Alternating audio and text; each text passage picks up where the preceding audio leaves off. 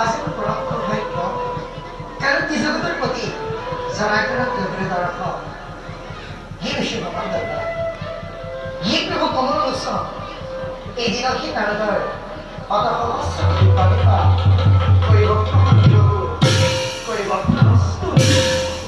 শান্তা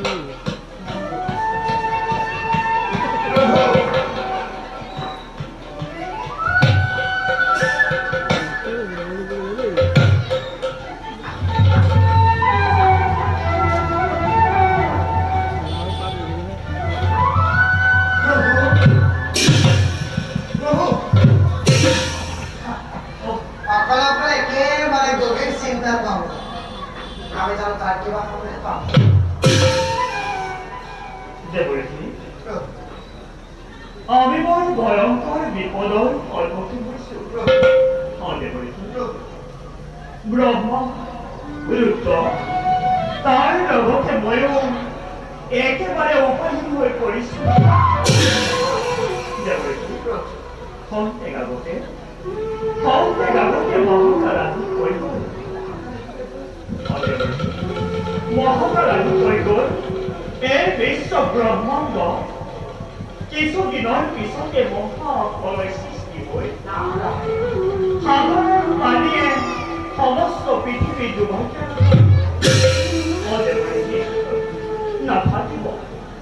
নাথাকিব কোনো জীৱ জন্তু তৰু কীৰ্ণ গছ লতা বেদ বেদান্ত এই সকলোবোৰ পানীৰ তলত ডুব যাব মাত্ৰ অকল দানৱবোৰহে মই কৰি থিয় হ'ব এইগুলো সংসাৰ কৰিবলৈ দুঃখৰ কিমান সময় হ'ব প্ৰয়োজন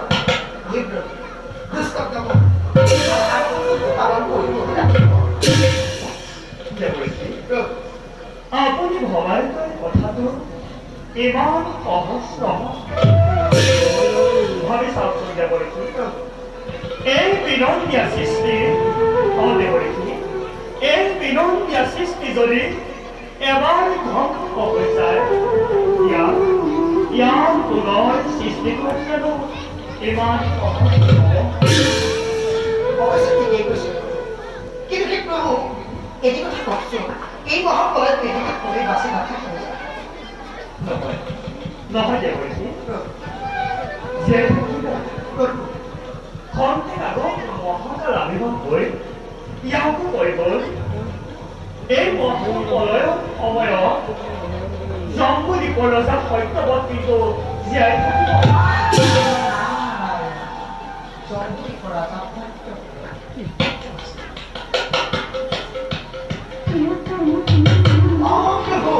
আপনি কিন্তু ঠিকই কৰছেন প্ৰভু জগৎ ৰাজা সত্যব্ৰত মহাভাৰত লিখতে আছেন দেৱৰী কিন্তু কেনেকৈ নাৰায়ণ চলনা চলনা কৰি নিশ্চয় সমাধান পাৰিব এই সময় আজি জানিব লাগিছিল কিন্তু কি জানো এই সৃষ্টিৰ আদি অন্ত বুজিব পৰা শক্তিবোৰ একেবাৰে অভাৱ নজনাত মহানৰী এই ডাকৰ শুনিছে যেতিয়া অৱশ্যে ক'বই লাগে এই মহানৰী আৰম্ভ হোৱাৰ আগতেই সামগ্ৰী সংগ্ৰহ কৰি ৰাখিবলৈ এই কেনেদৰে জীৱ জন্তুবোৰ ৰাখিব লাগিব আৰু সেইবোৰ যাতে ধ্বংস নহয় তাৰ ৰখাৰ ব্যৱস্থা কৰিলে পুৰণি বিনন্দীয় সৃষ্টি ৰক্ষা কৰিব ভাল দেৱৰী আপোনাৰ এনে বাক্যই আমাক এই মহাপ্ৰলয়ৰ চিন্তনীয় সময়টো বৰ আনন্দিত কৰিব আপোনাৰ সুমধুৰ হৰিনামেৰে আমাৰ এই অন্তৰখন আৰু পবিত্ৰ কৰিলে কি যে সুন্দৰ দেৱৰী এনেদৰে মাজে সময় আহি আমাক ইহাপুৰণ দিবলৈ দেৱৰী যাওক এতিয়া এই বাৰ্তা আপুনি ন সমাজক বিলাই মোৰ প্ৰাণ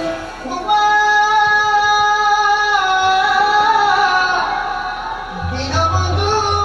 নাৰায়ণ ই মোৰ প্ৰাণ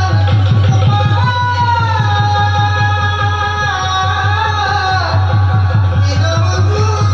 নাৰায়ণ